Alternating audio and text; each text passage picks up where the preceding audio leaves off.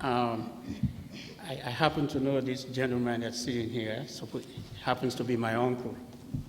So,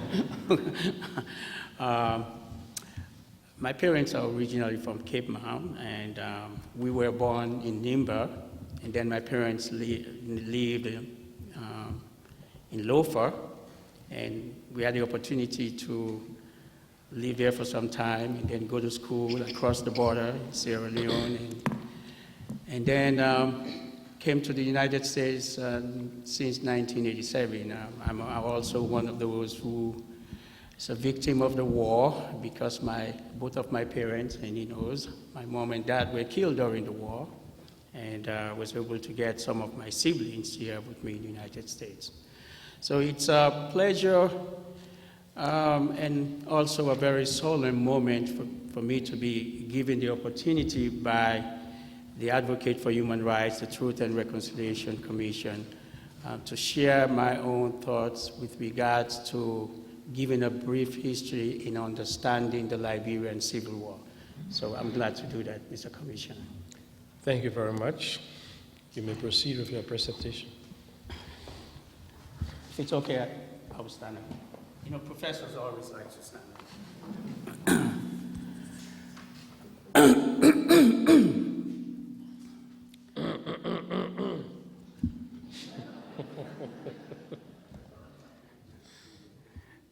I just want to acknowledge the fact that the commissioner, the chair of the Truth and Reconciliation Commission, and Ahmed Salif, did say some things here at the beginning that are very important for us to understand with regards to coming to understand our history, our diversity.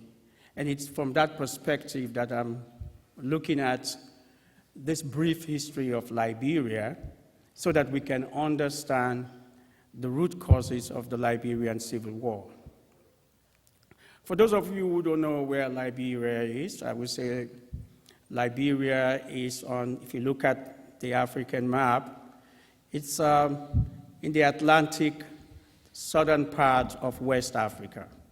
It had boundaries on the west with Sierra Leone on the north, with Guinea on the east, southeast, with Ivory Coast. The population, one might say at the time, it was about 3.2, others would say 3.5 million. In terms of size, for Americans, we can say that it's comparable to the state of Tennessee. It's slightly larger than the state of Ohio. Liberia do have rich natural and mineral resources.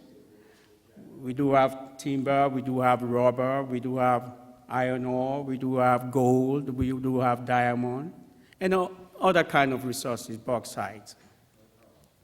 Liberia is a member of ECOWAS, the Economic Community of West African States. It's also a member of the Mano River Union. In fact, it's the founding member. 2 countries formed the Mano River Union in 1973, Sierra Leone and Liberia. And then in 1980, Guinea joined the Mano River Union. And so Liberia is in a very unique situation. In fact, it's so unique that many of our neighboring African countries see us as the 51st states of the United States. Why? Because of this long, allied history that we do share with the United States, historically, financially, for over 100 years. So you can see the uniqueness of Liberia. Where do one start to understand the history of Liberia?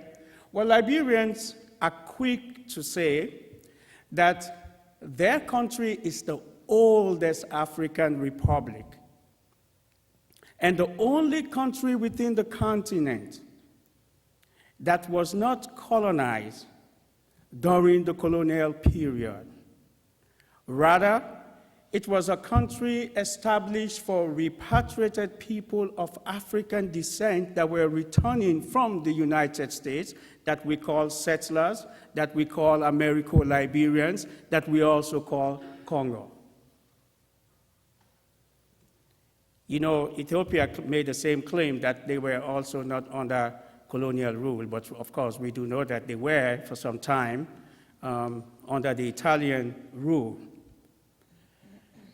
So then the question becomes, what was in Liberia before the settlers got there? Before the arrival of the settlers in the 19th century, there were 16 ethnic groups that inhabited what became known as Liberia. There's not much time for me to go through all of these 16 ethnic groups, but it's important for us to know that they spoke a mosaic of languages and dialects. But although these people were mingling and making this movement to the area where they find themselves, they also lived in a very distinct geographical areas in the region where they find themselves. We do not know when these people came to this region. We as historians are still trying to revisit and reconstruct the earliest movement of these people into this area.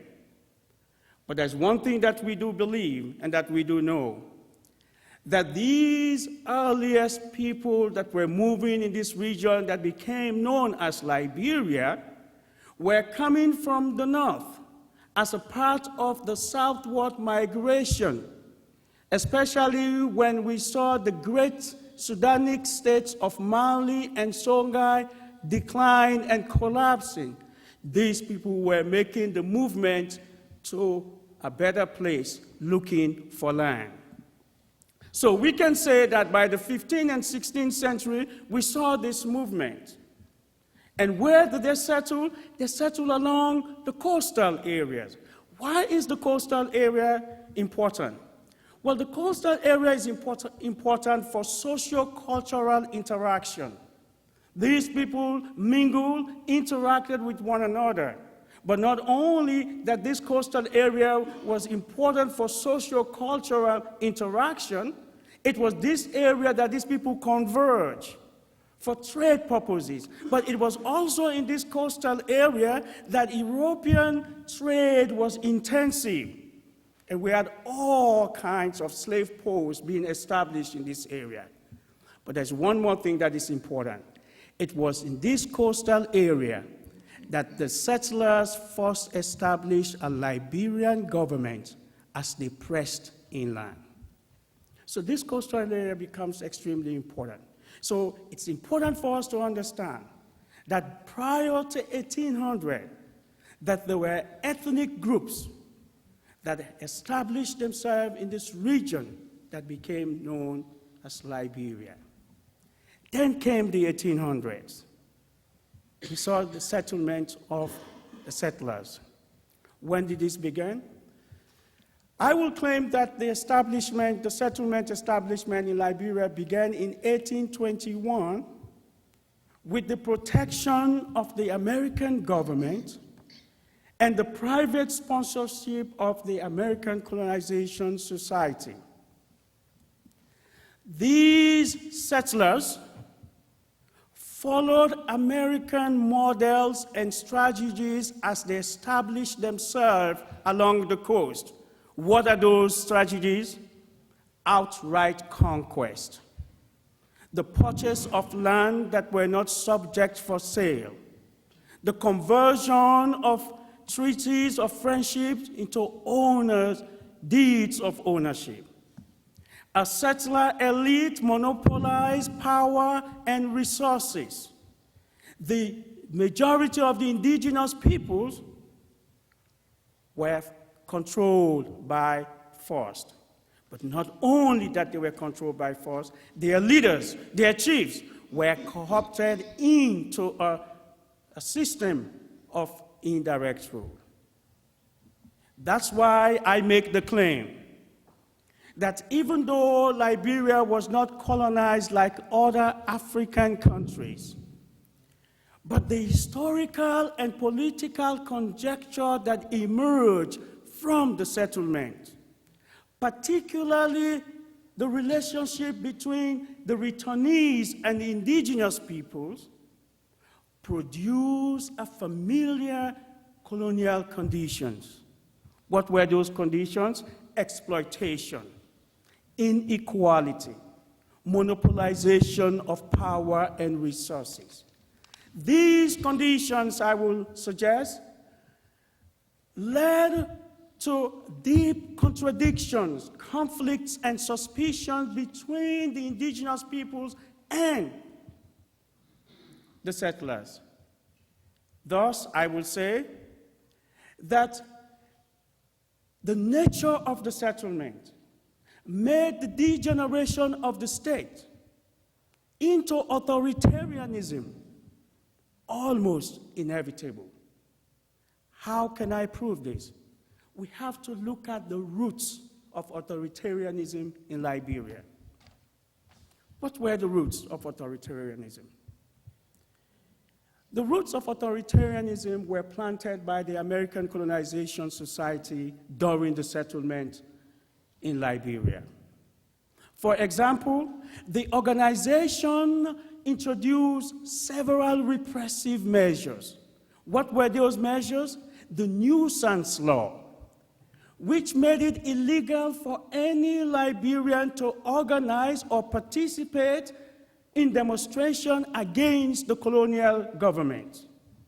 Second was the association law, which banned Liberians from becoming members of any organization that was not sanctioned by the colonial government.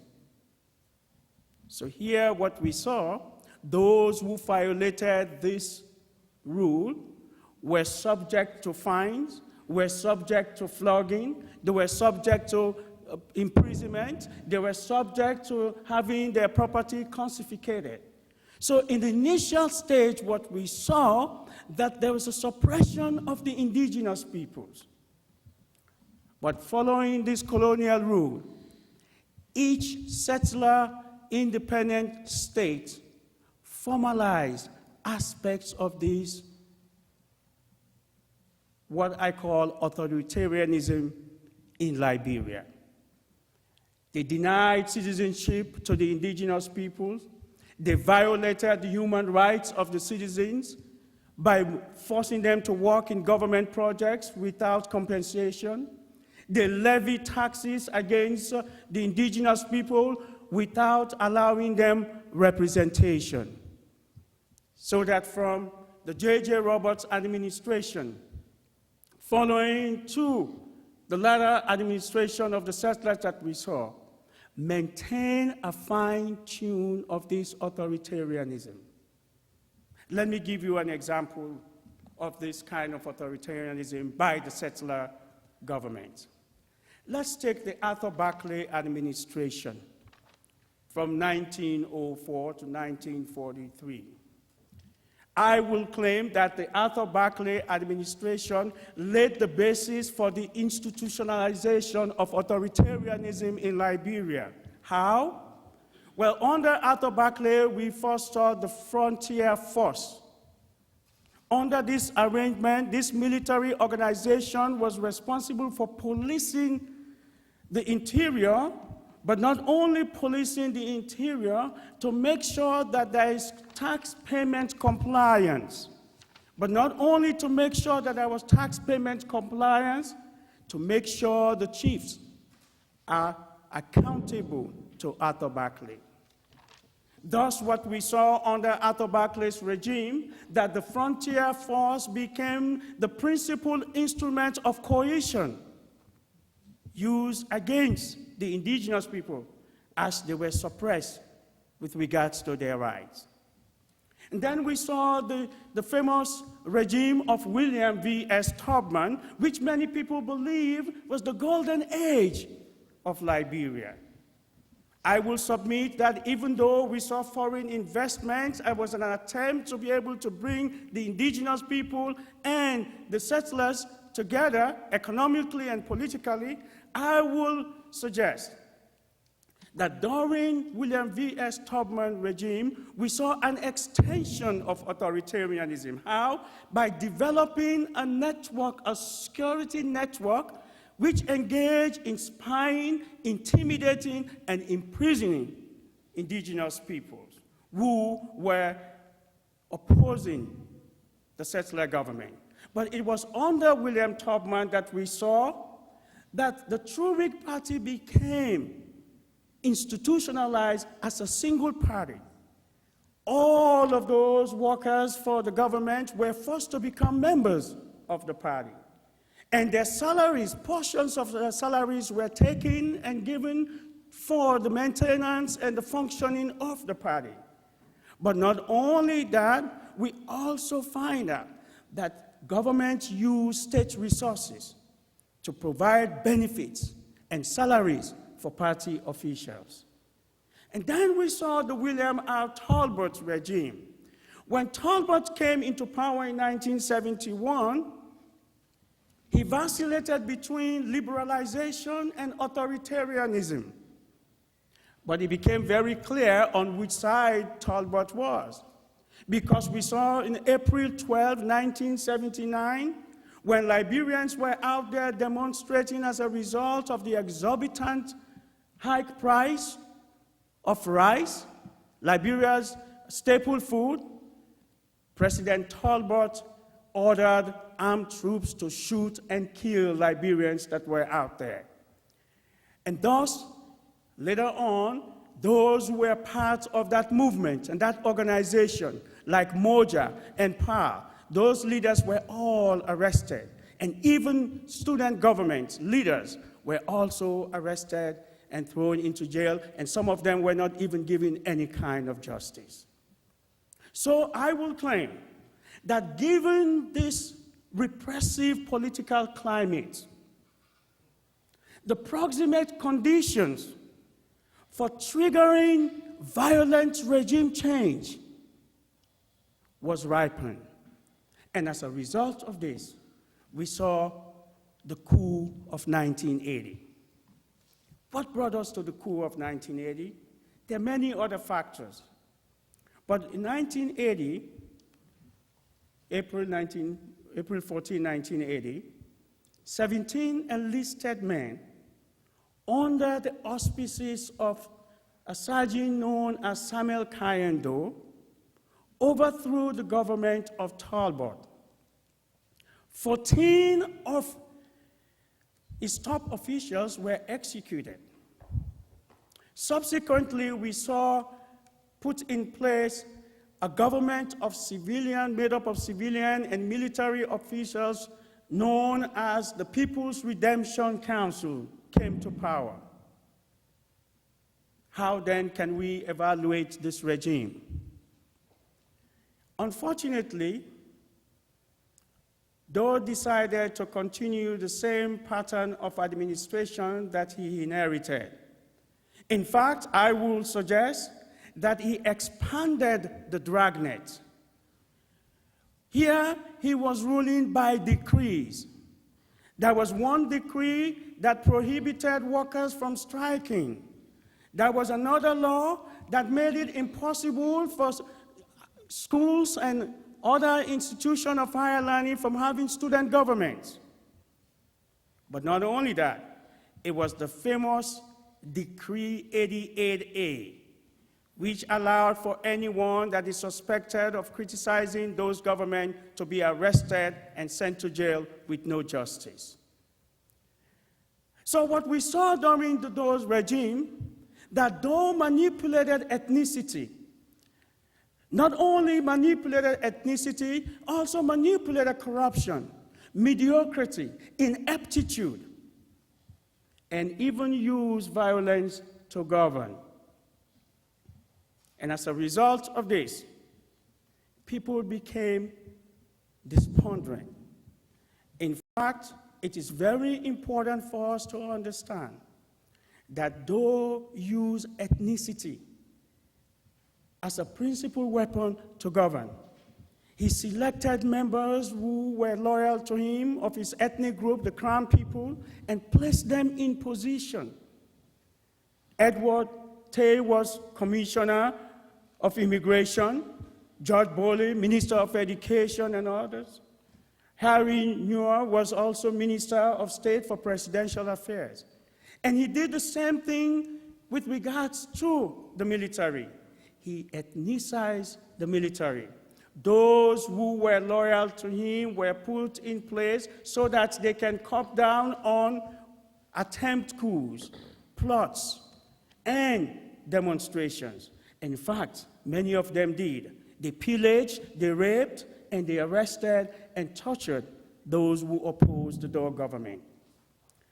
But let me say here that in spite of this multiple of offenses that Dole committed while he was president, the proverbial straw that broke the camel's back was his stealing of the 1985 election. What happened in the 1985 election? Dole first disregarded the approved constitution. He banned those parties that he realized will create a certain kind of opposition to him during the election. Parties like the United People's Party that was led by the late Bacchus Matthews, the Liberian People's Party that was led by Amos Sawyer, the Liberian Action Party that was led by Jackson F. Doe, no relationship to Samuel Doe. And then, while denying the rights for these people to run, in the guise of fairness and democracy, he allowed those lesser parties that will not pose any problems to him to contest in the election, like LUP, the Liberia Unification Party, the Unity Party of Keseli. And while the election was going on, and he realized that he wanted to monopolize power, he formed his own political party, the National Democratic Party of Liberia. And while the election took place, and he realized that even at that he was losing power, while the counting of the votes was going on, he ordered that the counting stop and all ballots should be taken to Monrovia. There in Monrovia, he handpicked people that would count the ballots. And what happened? At the end of the day, he became the winner, 51%. And Doe, Jackson F. Doe, was the one that came second. This really created a problem for the Liberian people. So even the little credibility that Doe had at this point in time vanished completely. As a result of this fraudulent election, there was an attempted coup led by Thomas Kuompa, who originally is from Nimba, who had helped Doe come to power. Kuompa was killed, murdered, and reprisals later on began to surface as a result of him coming from Nimba. Targets of people from who are Mano and Gio from Nimba continued, and as a result of this, there were more and more cry by the Liberian people so that there can be a change. And at the end of the day, the Liberian people became despondent. And as a result of this, we saw that we were also coming to a new change from a violent perspective. But what is important for us also to understand, that under those rules, the economy was also in shambles. In fact, Doe and his party, we learned that really embezzled $300 million. He himself, as an individual, was able to amass about $200 million, which he deposited in banks in London and other places, BCCI and all those other places. And as a result of this, there was no turning back with regards to the changes that were about to take place in Liberia. But just to put this within a context, I must suggest that the American colonization society authoritarianism that was laid and was expanded and sustained by the various leaders, starting from J.J. Roberts on to Doe, I will claim, laid the foundation for the civil war that we experienced in Liberia. Why do I say that? For a long period of time, the Liberian people were looking for someone to change their political and economic situation. For a long period of time, they were suffered politically and economically. And so when Doe came to power, his failure of transforming this unjust perennial political and economic situation created hopelessness, created fear, created despair. And so when Charles Taylor came and said that I am the one that have come to save you, the Liberian people who were dissatisfied gave support to Charles Taylor. This brought us to the Civil War. December 24, 1989, Charles Taylor, who was first in the United States, we were told that he was in jail and how he escaped and then left and then went to Ivory Coast. That's another story. We're not going to go into that. But he was in Ivory Coast and he formed his National Patriotic Front of Liberia and entered the country through Ivory Coast. And here, the man started with very few people. We find out that he had this great number of people that joined his movement. But what happened with Charles Taylor? Charles Taylor was able to amass this kind of support and was able to gain control of many of the counties within Liberia. In fact, we were told that 80% of the states within Liberia were under the control of Charles Taylor, with the exception of Monrovia. The question then becomes, why was he not able to get into Monrovia? Now I can say we thank God that he didn't get to Monrovia. Because Charles Taylor became greedy. He became selfish. He became very flamboyant. At the beginning, he wanted to just take control of Doe and get him out of power. But he was not able to do that. His second in command, Prince Johnson, was able to kill Doe. And many people said to Charles Taylor, the enemy now is gone. Why can't we move the country forward? Of course, Charles Taylor says, I want to be the president of Liberia. Well, he did find out that in the long run, he was not going to be the president of Liberia through the gun. No matter what happened, later on, he had to succumb in going through the democratic process. But what we see here, that a new government, an interim government, was put in place it was put in place immediately after the death of Doe in 1990. This war, which is the first 7-year war that we experienced, claimed many lives, destroyed property. In fact, I will say it really brutalized the consciousness and spirituality of the Liberian people and even pushed Liberia to the brink of collapse. This war created and developed a culture of violence and intolerance, a culture of corruption and a culture of undemocratic attitude. This war nurtured children to kill as soldiers.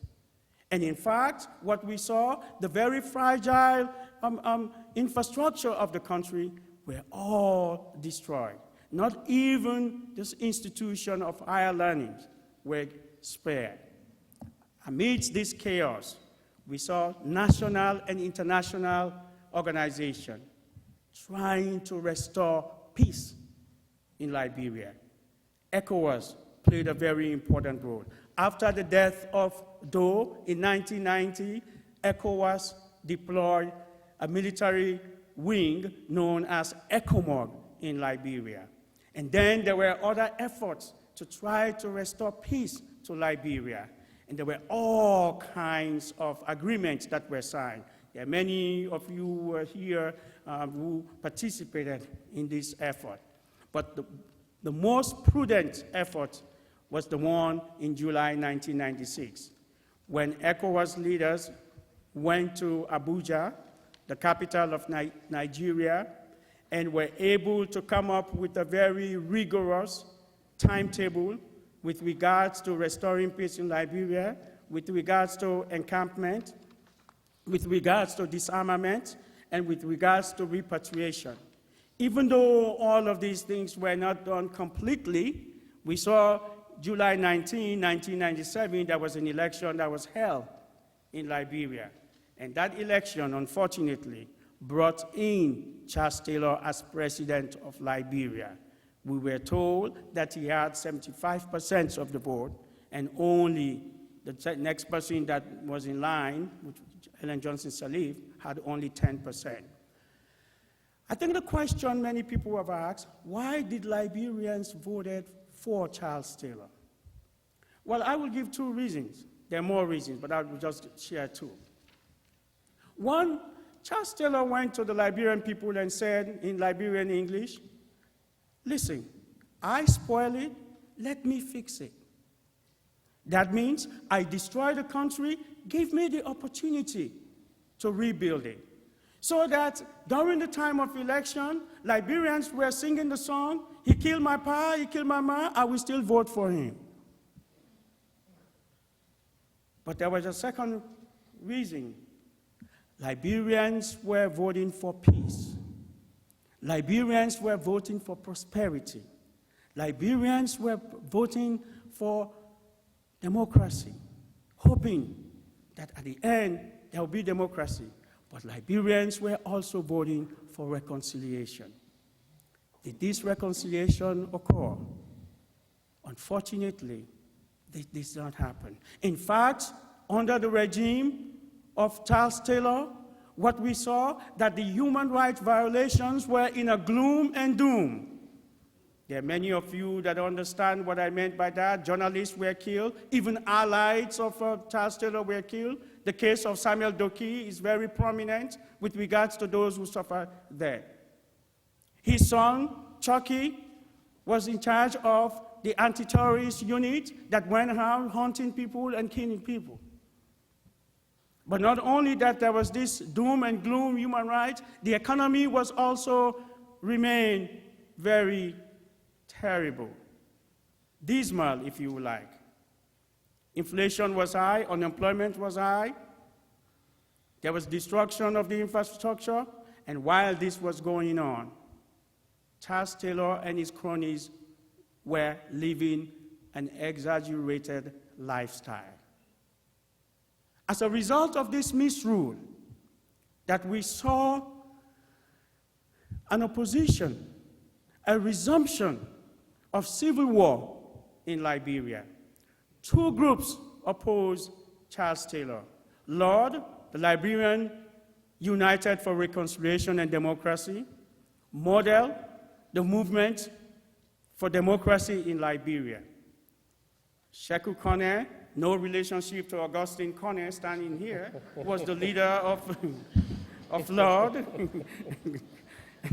And Tia Sangla was also the leader of MODEL. For a very long time, we did not know who was in charge. But it became very apparent that LORD was supported by some members from Guinea, and they were holding on to the northern part of the country. And MODEL was supported by Ivory Coast and was holding on to the southeastern part of the country. Here we saw an intensive fighting to control Liberia. And this was the time, and I must mention this, that Liberians looked up to the United States as a savior. And I can assure you that if you talk to many Liberians, that they were very much disappointed the way the United States dealt with the issue of war that was going on at this time. For example, While Liberians were being killed, what the United States did was to send planes and get their own citizens out of the country and left Liberians to die. Second, George Bush sent the Coast Guard, and the Coast Guard right there by the seashores of Monrovia, and they did not come out to save Liberian lives. So as a result, many Liberians do have a really distinct feeling about the United States.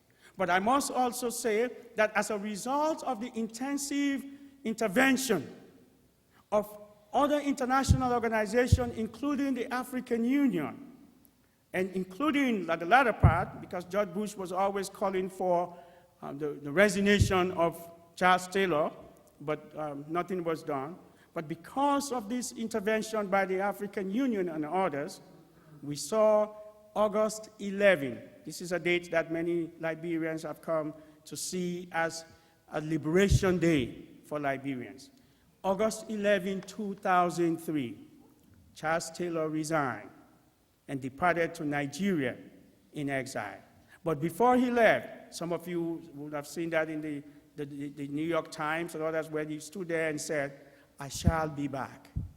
Well, yes, Charles Taylor did come back, but he was in handcuffs. And now, of course, we do know where he is, in The Hague. So then the question becomes after this that there was an effort to put a transitional government that was headed by Judy Bryan. And this transitional government, for 2 years, maintained some form of peace. And the United Nations mission in Liberia that came in that same area in October 2003 continued to help out with regards to the security of the Liberian nation. And then, of course, in 2005, we saw an election. First, there was an election that was inconclusive, and then in November 8, in 2005, we saw the runoff, which brought in the first female president of Africa and also of Liberia, President Ellen Johnson Sirleaf. And so today, we enjoy some form of peace. But what does this mean for Liberians? I will submit, in the aftermath of war, peace is not simply, let me say this again very, very emphatically, in the aftermath of war, peace is not simply the absence of violence. Those who have experienced violence and war must also experience healing. Why? To remain unhealed is to remain traumatized. And this healing that I'm talking about is not only healing based upon economic and political empowerment. This healing must take place in the relationship between the victims and the victimizers. So we are very honored that the TRC of Liberia, the Advocate for Human Rights, have begun this process in reconciling Liberians, not only at home, but also abroad. It's a process that is welcome, and I call upon all Liberians to rally around this effort. We cannot develop Liberia if we still have people who are not healed from the wounds that they encounter during this 14 and some would say 15-year war in Liberia. Once again, I thank you for giving me the opportunity as an expert witness in providing you a brief history in understanding the Liberian Civil War. Thank you, Mr. Commissioner.